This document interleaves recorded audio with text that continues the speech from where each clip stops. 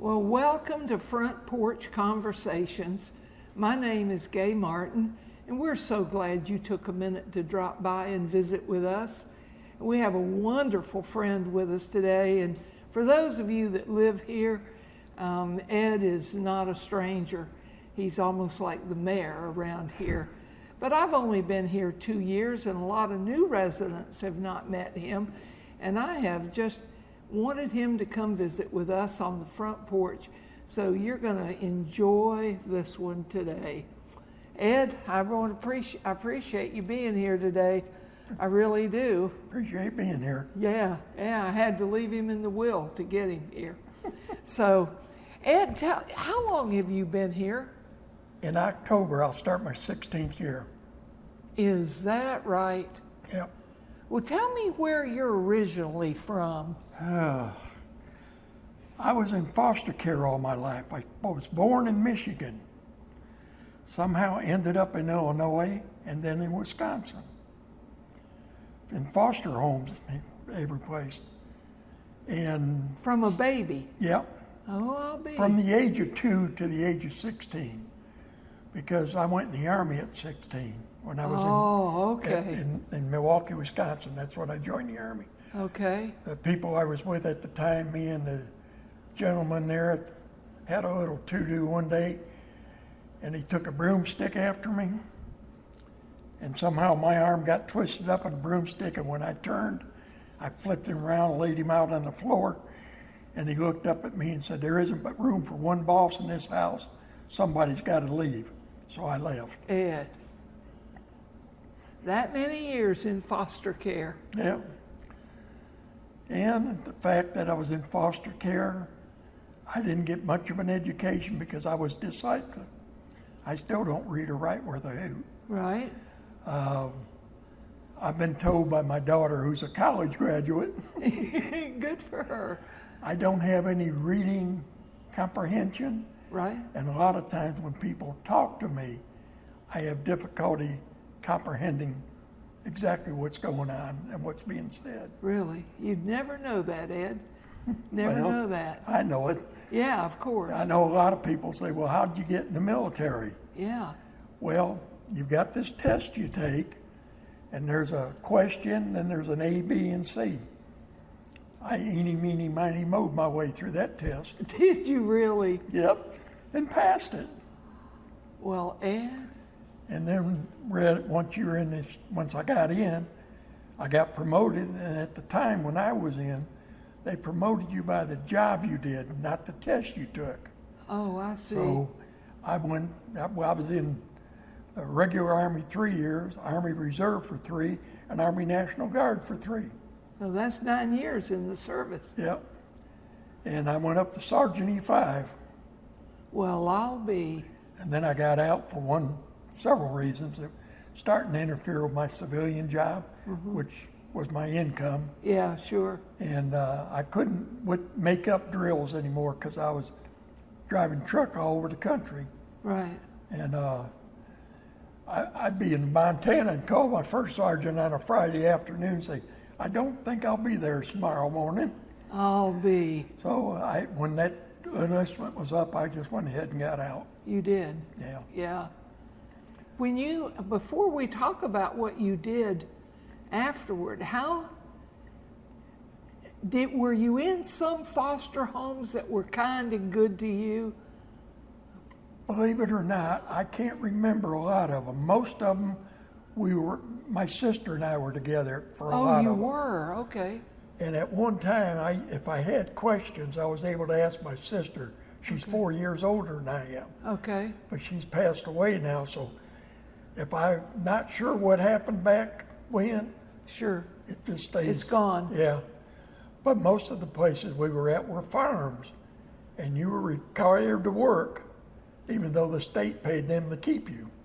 Is that right? Well, when I was 8 and 9 years old, one of my jobs at one of the places was cleaning up pig stalls every Saturday. Oh my! And that wasn't the easiest job in the world. I bet not. Not the best smelling one either. I bet. But I've had people ask me about my work ethic, and I would say it was either that or the military that Instilled developed it. me in that. Yeah. Yeah. I'll be. So I know this already, but I want those that watch this to know it. You have 2 formal names, don't you? 2 different birth certificates, don't you? yes, I do. My coordinator knows it. But yeah, when I got ready to go in the Army, of course they wanted to see a birth. I was 16. Right. But I turned 17 going through basic training. That's probably the only reason why they let me in. But I didn't have a birth certificate, so I had to go down to Family Services or whatever the place was called. Sure. And get one made up. So they made one up under the name of Smith. Okay.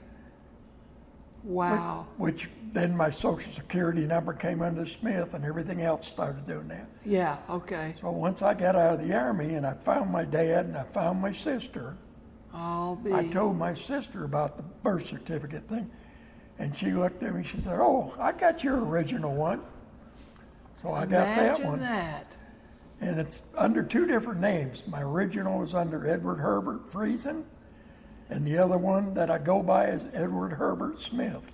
I'll be. The month and the year is the same, but the date's different.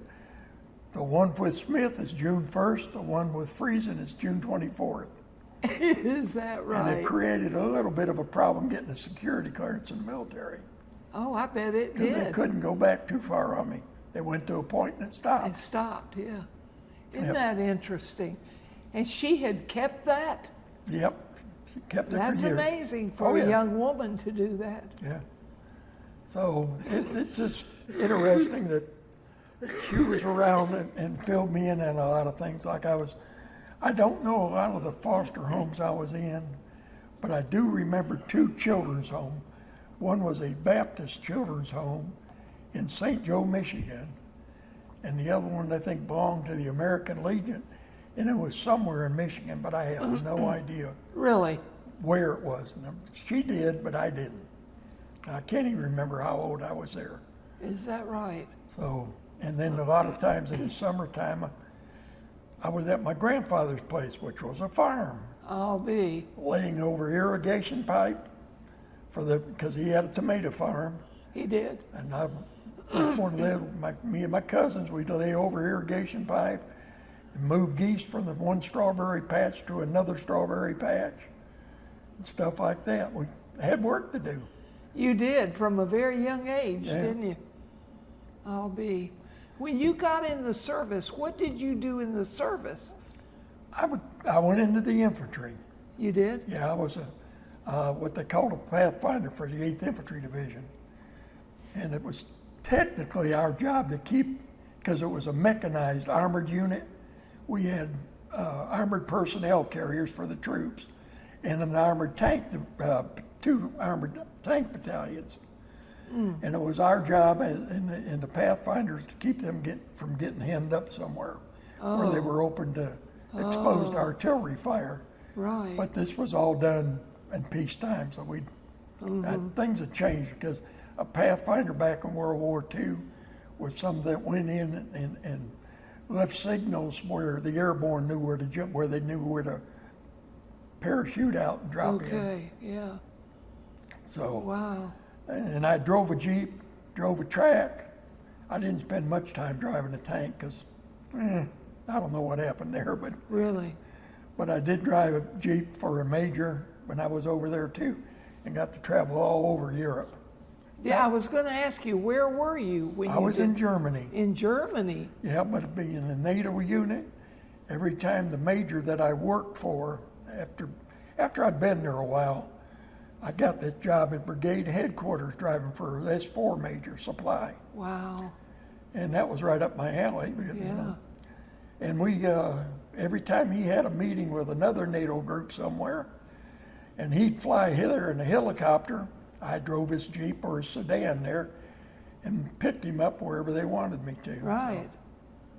So, would take him to his meetings and drive him around and Yeah. that stuff. Yeah. I drove all over Europe, just about every country there is there. How long were you there? 2.5 years. 2.5 years. That's a good long stay Yeah. that you were there.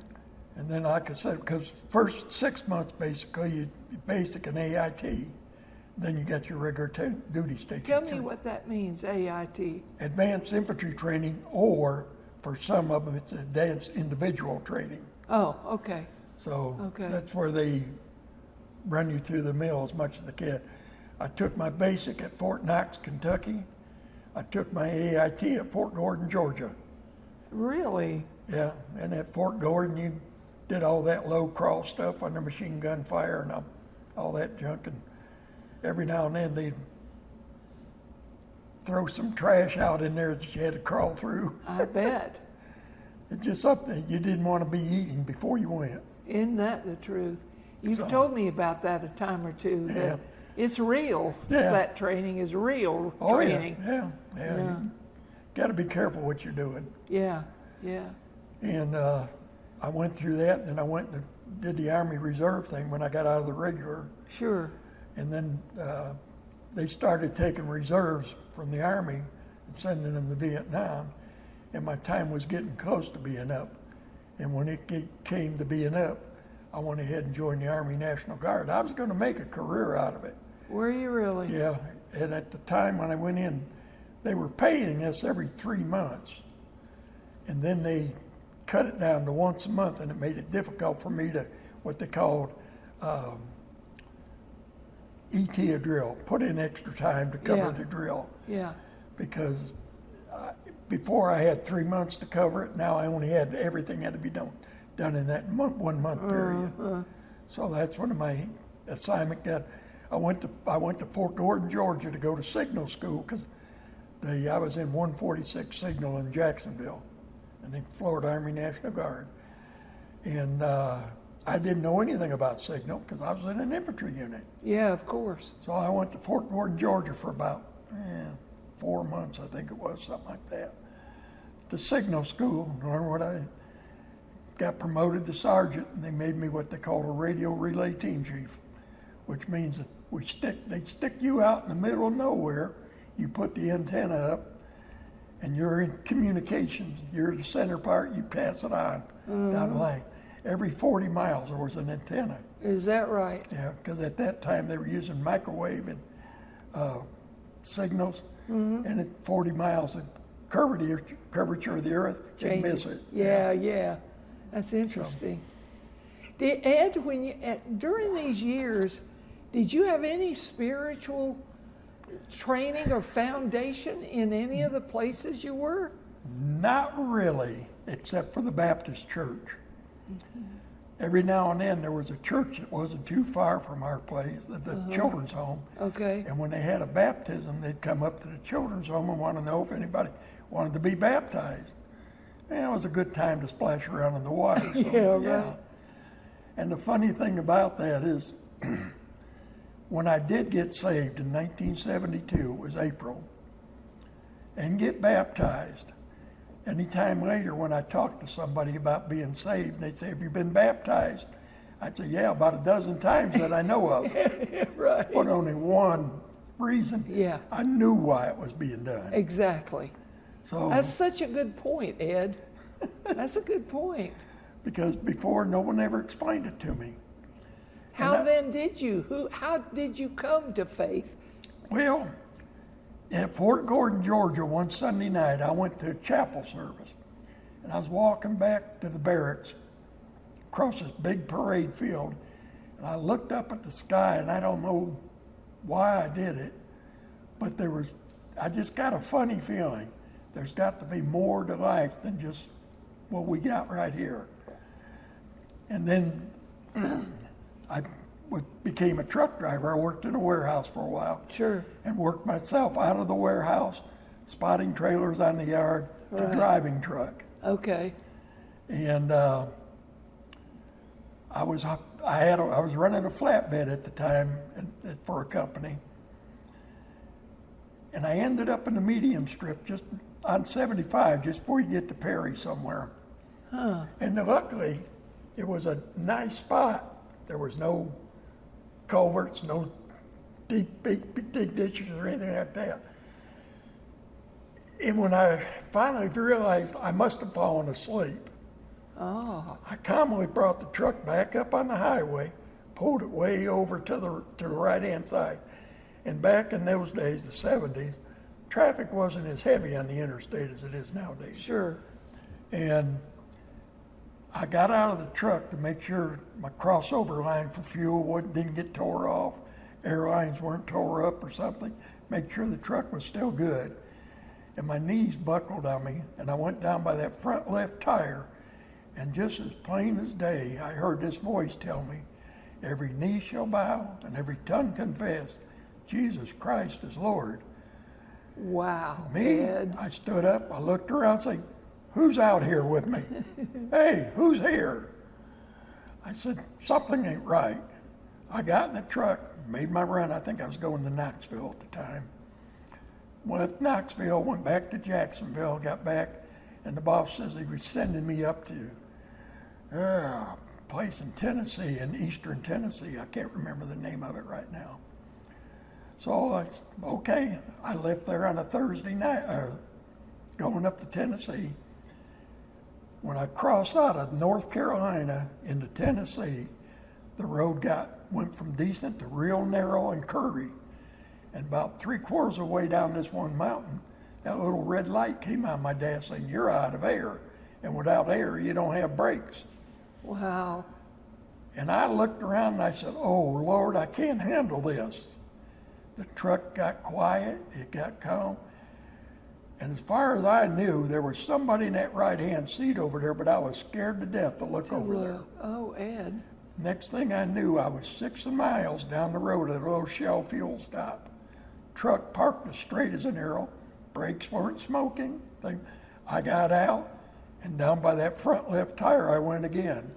Every knee shall bow and every tongue confess Jesus Christ is Lord. And I said to myself, that's strike 2. You're not going to get a third chance at me.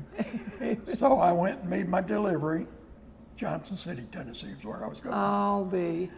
I went and made my delivery, and I called my wife at the same time and told her about what had happened. And she said, well, what are you going to do about it? I said, well, I'll let you know. Well, I called my boss, and I said, set me up on a short run this Sunday coming up, because I wasn't going to get back to Jacksonville until probably late Friday or early Saturday. So he said, well, I got a couple, Orlando and a Tampa. I said, okay, I'll pull those because I could leave early Monday morning, make it to Orlando, then on the Tampa, then back. So that's when I went to church with my wife and got saved. Yeah. I thought I had to have a pastor up there To do it right. well, see, it was the way I understood it.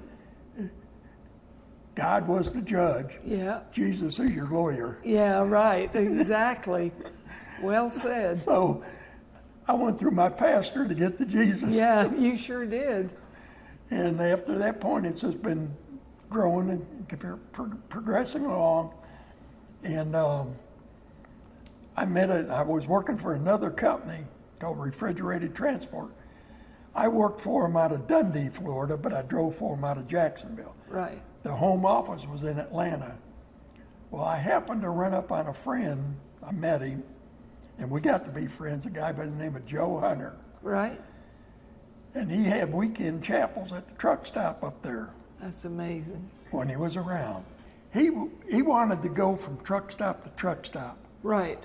And because he had a big truck and everything, he wanted to do that. But every time he started to do that, there was a roadblock of some kind. Right. And he told me one time, he said he was praying about it, and the Lord, just as plain as day, said, I want permanent locations. Wow. Not movable ones, Right. permanent ones. Right. So Joe started setting up certain truck stops, and I opened my mouth, and I probably shouldn't have. Said, well, if you ever open one up at Baldwin 301 there at the truck stop, let me know. Yeah. Well, it wasn't long, Joe let me know. Let you know. And I said, oh, because I'm not very qualified at doing that stuff.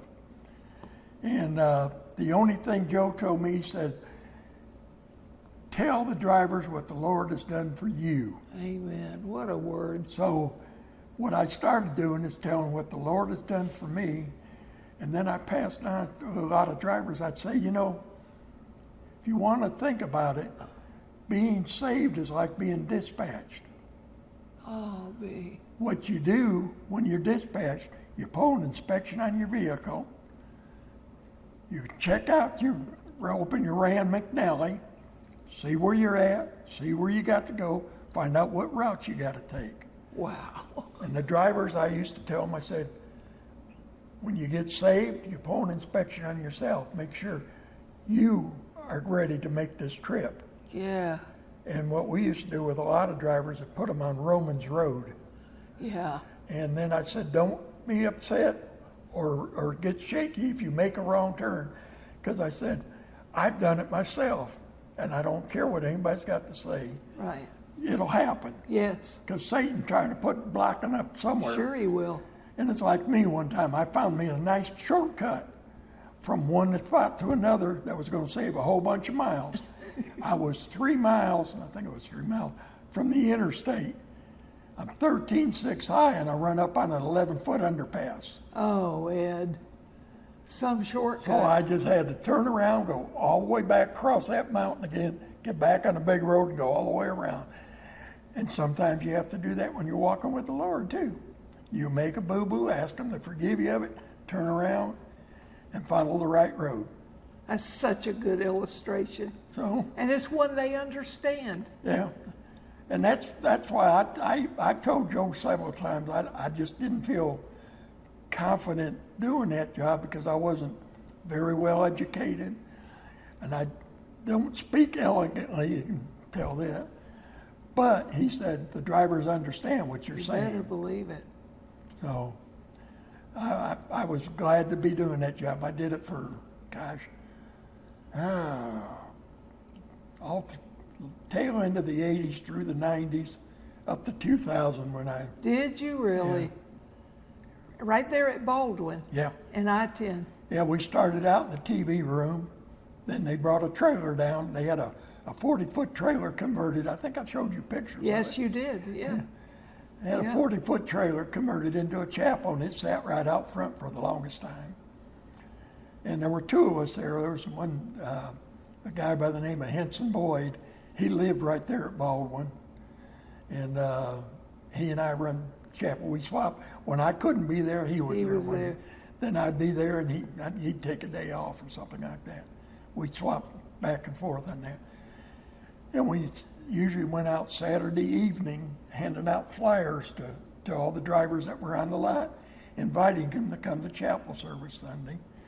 And there was one incident, you know, drivers will usually try to get your goat, because I did.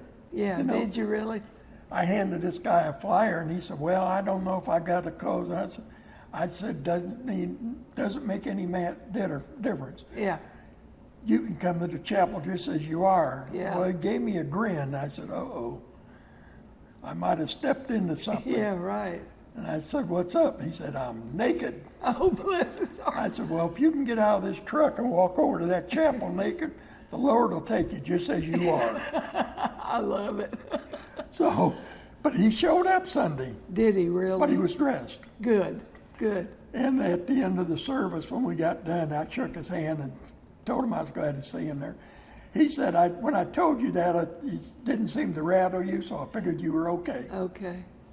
You know, you had quite a ministry there for a long time, didn't you? Well, like I said, I was just one of many. Joe, they had truck stop ministers, had chapels all over the country, and they still do, all over the country. Right. And sometimes they're held in the 40-foot trailers outside. Right. Sometimes they're held in the TV rooms. Right. You have to, you know, when you stop there, see what's going on. Well, you know, even since you've been here, I hear so many stories. You're not very quick to tell anybody about what you do, but you do a great deal. You're always on the go, getting something for somebody or changing batteries or doing, and at one time, just briefly tell me, didn't you kind of do a night patrol here at one time? I did roadside cleanup. Oh, okay. I did that for 12 years. 12 years. Yeah, and our first responders got tired of coming and picking me out of bushes at doing gardening. When I was out doing roadside cleanup, I also drove around, checked all the doors, find out which ones were locked and which ones weren't locked, and reported it. Yeah. And I got to the point where my name was showing up on that thing that everybody gets every morning. Right. So one time I found the door up at the clinic and opened the first door, and everybody said, well, the second door is locked. And I said, yeah, but the conference room isn't. Yeah. Once you get in there, you got access to the whole building. Exactly. So I called Rita up. She was working the night desk there. And I said, don't put my name on there. Just put a concerned resident. And she told me, she said, Ed, it's 2:30 in the morning. They know who the concerned resident who is. Yeah.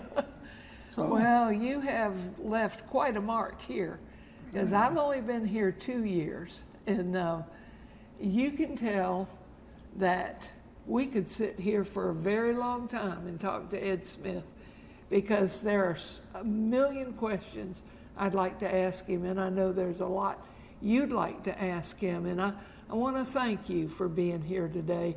It's gone by in a hurry today, our visit.